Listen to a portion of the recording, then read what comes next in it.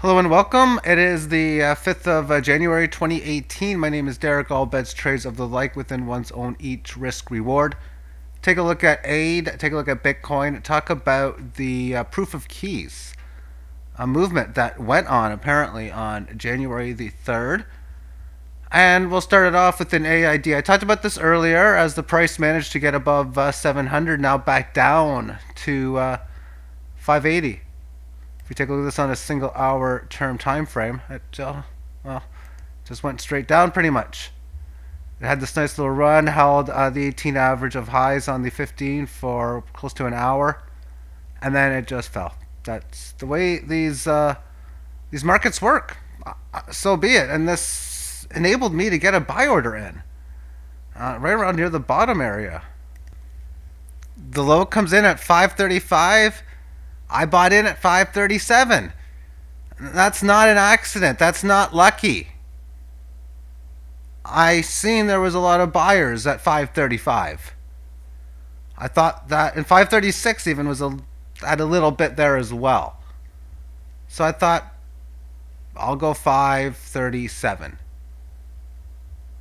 And right now it's up to 580. But when I see movements like this, and we see how it happens with those lines, it just goes up and down, and I would rather it do this than just keep on doing what it's doing, and that's ranging in the support level. It's better for it to test resistance at 580 by doing something like this, and well, that's just market movement. Now I'm crossing over to the Bitcoin chart, which continues to trade within the 18 average of the daily term on the daily term time frame. And I'm just understanding a little bit what the proof of keys is, and I really don't know what to take of it. Where on January the 3rd there was some activism to get your coins off of exchanges into where your own private keys are, and that was the activism. And this way exchanges are going to have to pay you, and we're going to see how solvent they are. I guess there was some problems with hit BTC. I don't trade there.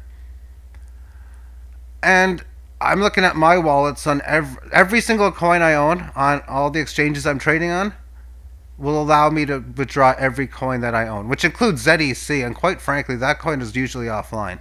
But right now it's not. But if I look at this from, say, an exchange's point of view, I mean, that's profit. This activism. Oh, you're getting your Bitcoin off? Well, now you're paying 50,000 Satoshi for them to take it away. And they're paying a fraction of that. And all of these coins, at least many of them, they're taking a cut on that transaction fee. And it's pretty large on the 50,000 Bitcoin. As I got to think everywhere, at least within like Poloniex, Bittrex, Binance, all these types of sites are paying 50,000 Satoshi to get rid of it. And if you don't got them in orders and you're not trading it, they would rather you have it in your hardware wallet than them having it. I would have to think, because there's no profit for them in holding your coins. The profit for them comes when you withdraw coins because they take their percentage, and of course when you trade coins. And for people like myself that are trading, I'm not going to be taking it off exchanges. Exchanges are what increase my bankroll to a large degree. For the value or the amount of coins that I have in my hardware wallet today is multiple folds times higher than what I started with in Bitcoin number. And I got more on exchanges, and I've done a lot of other things with them, including help other people investing into cryptos and turning it into precious metals, all these sort of deals because of the trading. And I need to have coins on the exchange to have orders in. Now, I did think for myself, I have a lot of buy orders on Binance that I had. And I figured it's probably better to maybe have them in my hardware wallet than go for buy orders. It's not like I haven't hit one yet.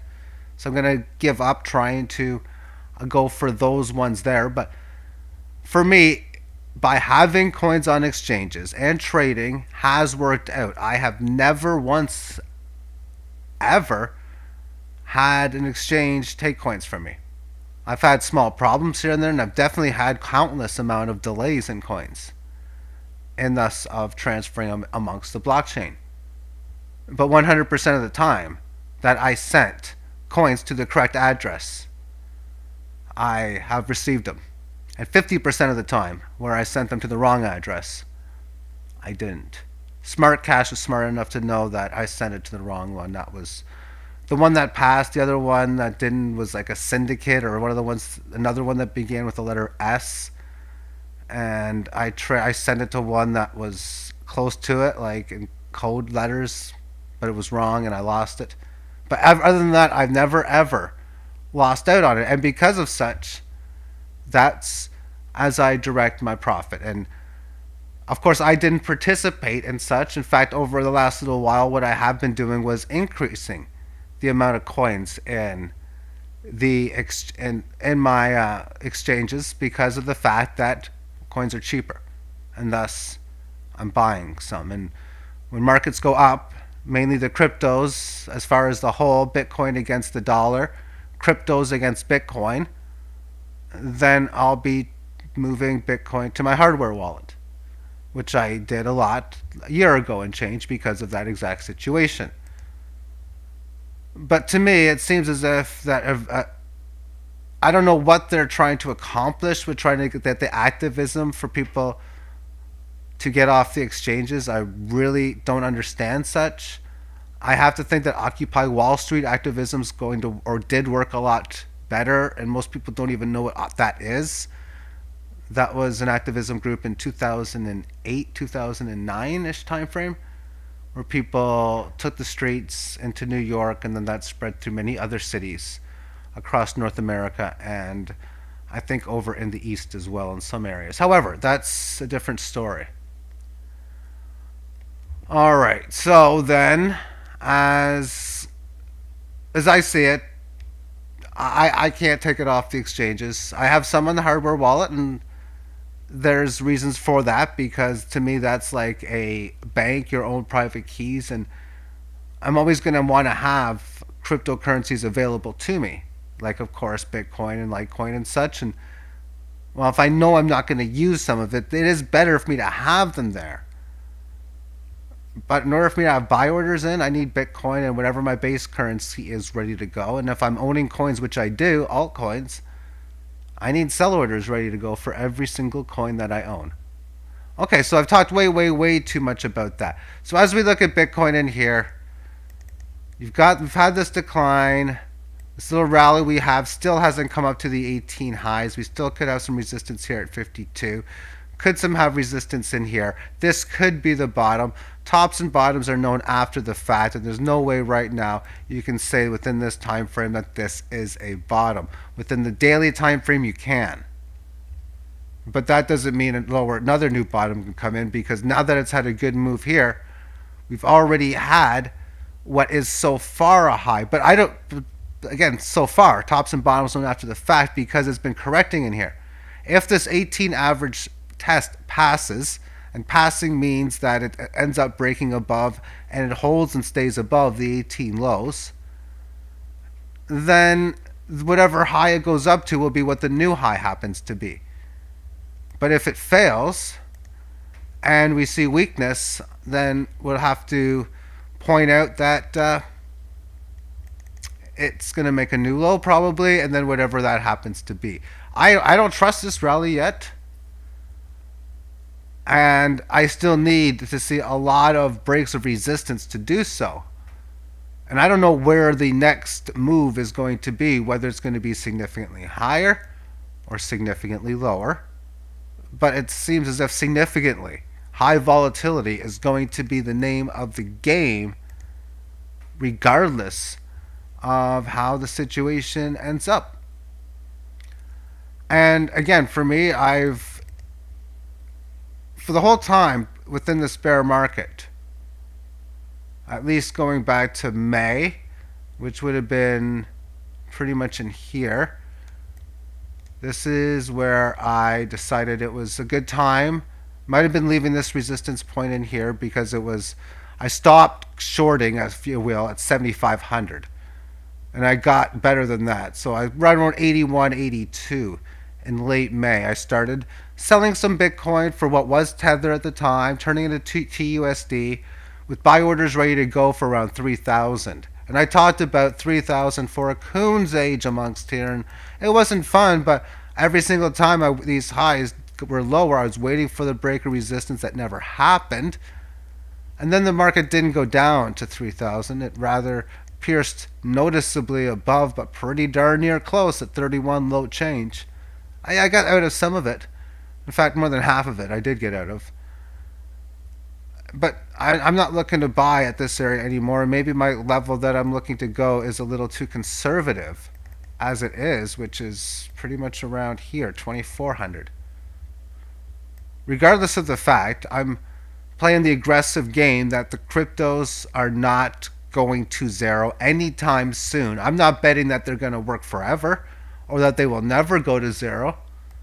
I know that is definitely part of the risk associated within such, hence the reason why during the up runs I was buying the precious metals. And well, I stopped doing so pretty much near that same May time frame, because as I was buying like the US, I ended up buying more silver as well, on top of buying the Tether. Then, of course, turned into TUSD, which was then later on. Okay, so on a technical level, like always, waiting for break above here. You see something like that. There's no attempt yet getting above the 18 highs. Breaking down below this level of support, there's no attempt even of either or. So neutrality within neutrality. And within such, I would expect the percentage moves amongst all the other altcoins to have lower volatility until Bitcoin can come into some sort of price discovery session.